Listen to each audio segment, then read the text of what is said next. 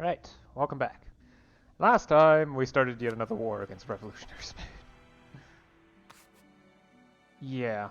Right now I don't have everything that I want from the peace deal, which would be to grab all of these provinces for Bayern München, because most of those are cores, as well as these three provinces, so I don't need to go for them anymore. That means I won't need to fight for revolutionary Spain anymore. But for the moment, I'm trying to do a separate peace with Austria and Hungary in order to get these territories without much more trouble from them, because yeah, their troops outnumber ours, despite the fact that I've got the Ottomans on my side. So, oh, and the game lags while this is open. Yeah, I need to be careful with that screen. Alright, is there anything else I need to say? No, I didn't do a reform, okay. I had the opportunity for a reform, but I didn't think it was a good idea due to monetary costs is probably the best way to put it.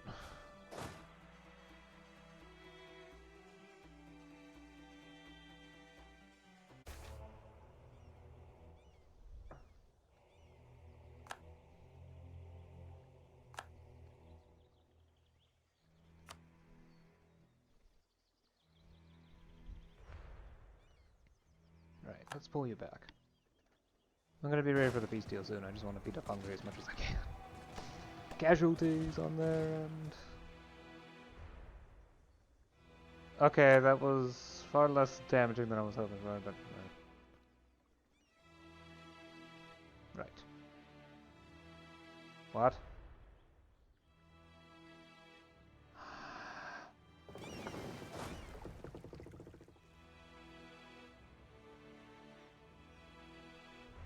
Okay, so apparently I need more war score.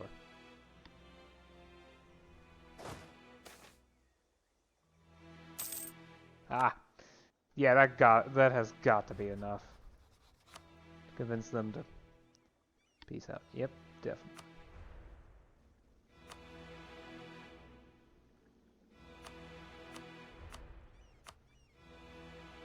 Drop your core there.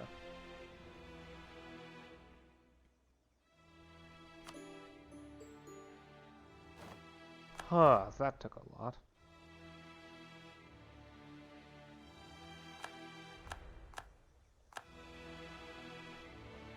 But it's been done.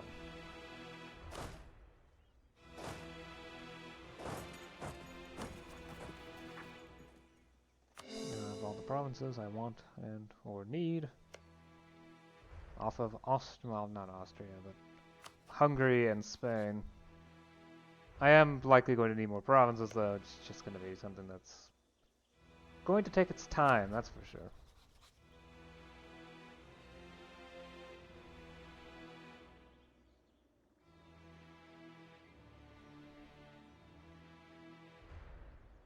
Free city? Yes. Okay, that's not touched yet. I've got a lot of aggressive expansion to work through my system.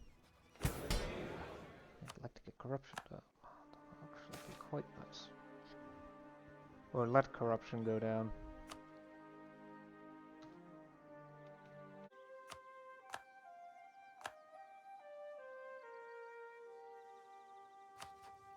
Huh.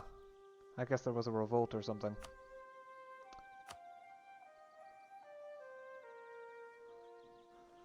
Well, I still own their core provinces, so even if it's only a couple.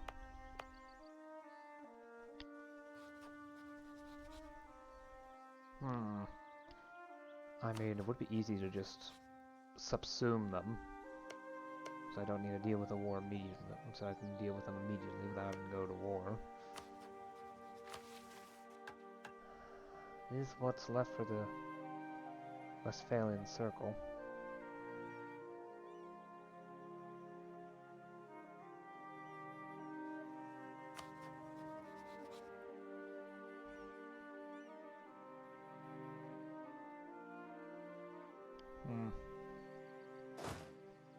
The problem is I've got a lot of aggressive expansion. I did grab quite a few provinces, so... quite a bit of dev in provinces. But not that much. It's mainly just the sheer quantity of provinces that's the issue with that. However, there is... Okay, so there's not that much dev locked away into here. So it's probably fine.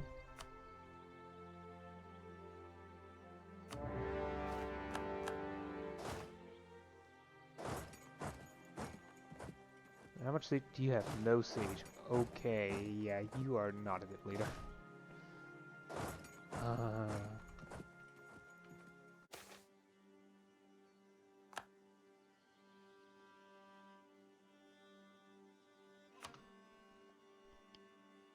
Okay. Right. The internal political stuff needs to be updated. Specifically, I need to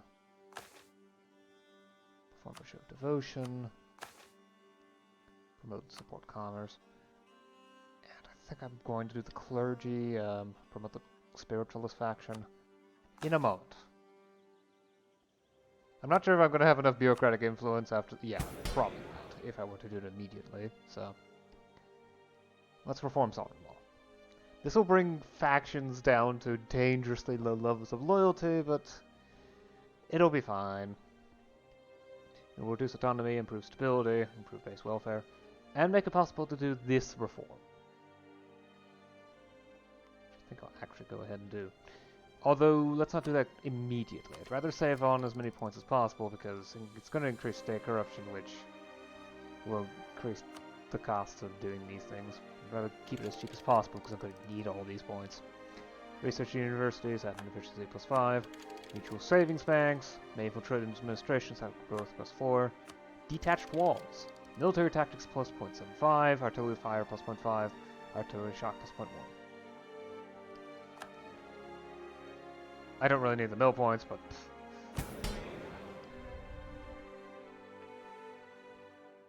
Right. Reform administration. Right. Reform sovereign law to universal. Cost stability, but it's worth it. Especially if I choose to do this too. I think I will. This will improve the efficiency, the base tax efficiency, and greatly increase the rate at which I gain state reach. The factions are indifferent, which is fine. I'm going to lose some Republican tradition, which isn't as great, and I'm going to lose stability, which is kind of bad. Plus, it means that all all things that cost power that aren't events, like basically this, and reforms, are going to have their cost increased. Oh well. Rational taxation.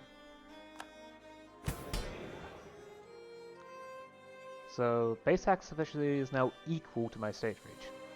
And instead of gaining 0.15 state reach yearly from tax collection, I now gain 0.5.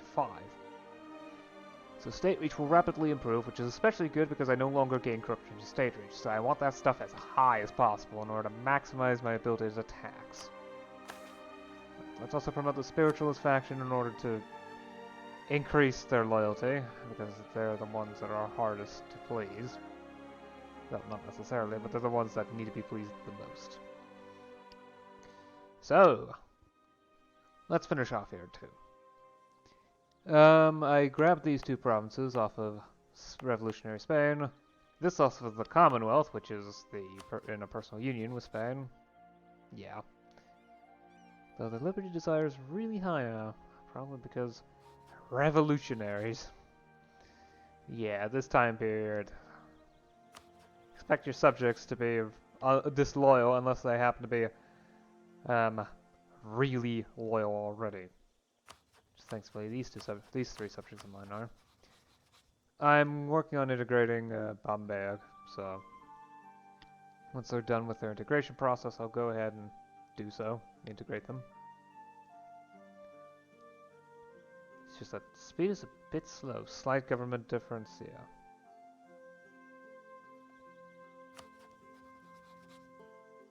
I've had Nuremberg for a vassal for a lot longer, so I could annex them now if I want to, but I don't really want to.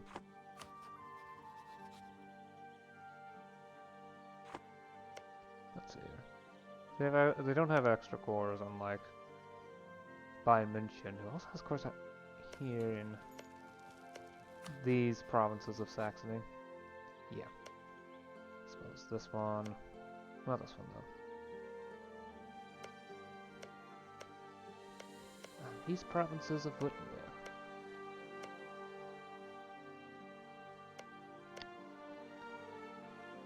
Of course, I'll be doing my best to reduce aggressive expansion, or at least difficulties, by picking and choosing who gets what. But that's something for later. Nothing much else. Oh, and we also went to war. Apparently something happened in Saxony to create a bunch of separatists for Hesse, and the separatists won, so perfect opportunity to grab a huge chunk of territory without needing to deal with it.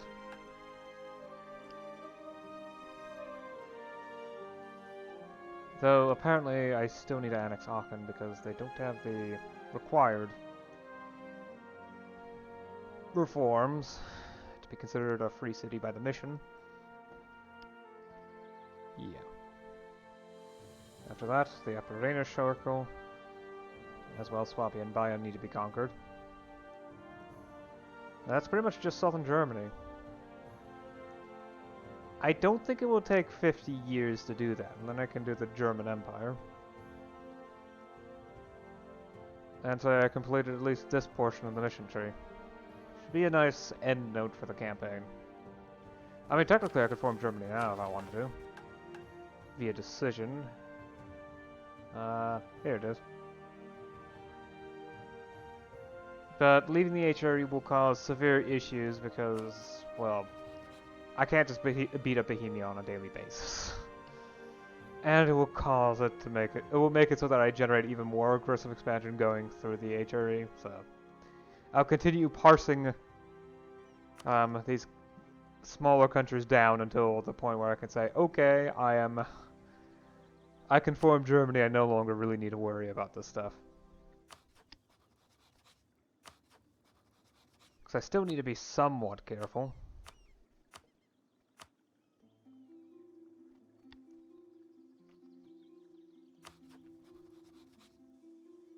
I've got a couple revolutionary provinces now. The provinces that I conquered off of Spain are revolutionary. However, I'm uncertain exactly how the revolution works. Scandinavia went revolutionary, so that means now that the revolution is spreading through their country. But I'm not sure how these centers of revolution spread. I figure they use up revolutionary zeal. Spread in countries that have not embraced the revolution. Perhaps it prefers to spread in countries that are allied to you, but on the other hand, France and Spain have been enemies for ages, and yet it spread to them too. I have not been keeping up on EU4 developments. I do not know how these revolution mechanics work. In fact, this is the first game I have that's interacted with them. Oh well. We'll see how it works. Maybe I'll end up embracing the revolution. Probably I'm the furthest ahead on noble rights anyways. I have faith peasantry anyway. Industrial ideas, etc. Right. That's enough for now. I'll see you again next time. Until then.